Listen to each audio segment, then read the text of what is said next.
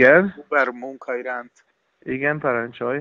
Hát, egyáltalán a feltételek, Szia. hogy Hát a feltétel ugye az erkölcsi bizonyítvány, a pontlakérő a rendőrség fel, 21 életévet betöltött személy és egy évtől idősebb jogosítvány.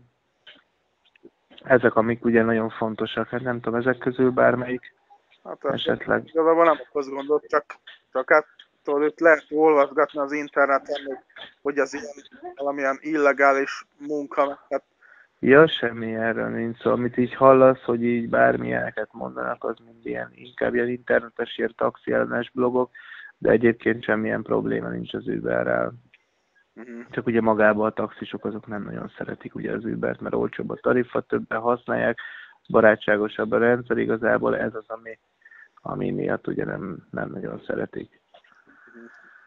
Úgyhogy hát ezt nektek kell eldönteni, hogy szeretnétek-e vagy sem. Hát igazából nekem egy autóm nincsen, hát egy autó is kéne hozzá.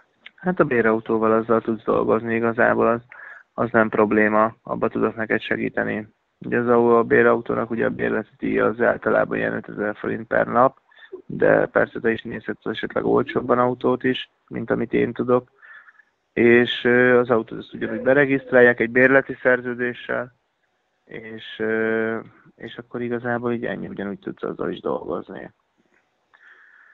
Jó, tehát ugye nálunk az autót, vagyis hát ahonnan én tudom az autót úgy van, hogy minden héten ugye kedden kapunk fizetést, minden héten kedden kell hosszabbítani az autót, hogyha nem akarsz egy... Egyszerűen ez a részlet, már olvastam róla, tudod, az interneten. Ugye egy hét Igen, utalnak.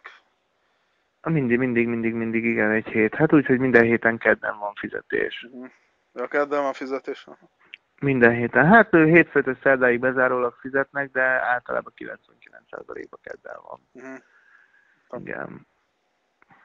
Igen. És hogy van Hát figyelj, is igen, így januárban? persze, ugyanúgy van, nincs vele probléma. Igen. Nincsen olyan, hogy most itt kevesebben használnák az Ubert januárban, tehát ez nem...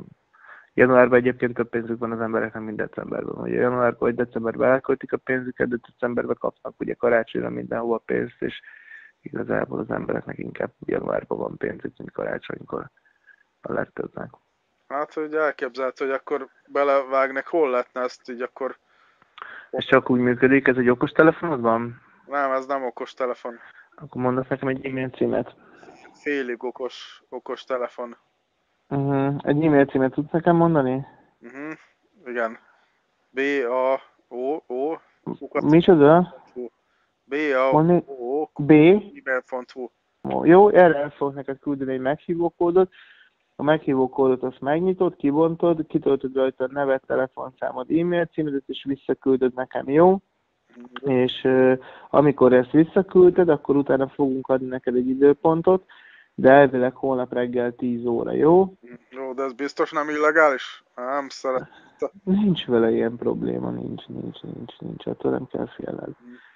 Attól nem kell félned, hogy ezzel bármilyen problémád, vagy bárhogy megütheted a bokárat, nincs ilyen. Hát fia, 1000 sofőr van, most nem, nincs ilyen probléma egyáltalán. Jó, hát akkor... Nincs.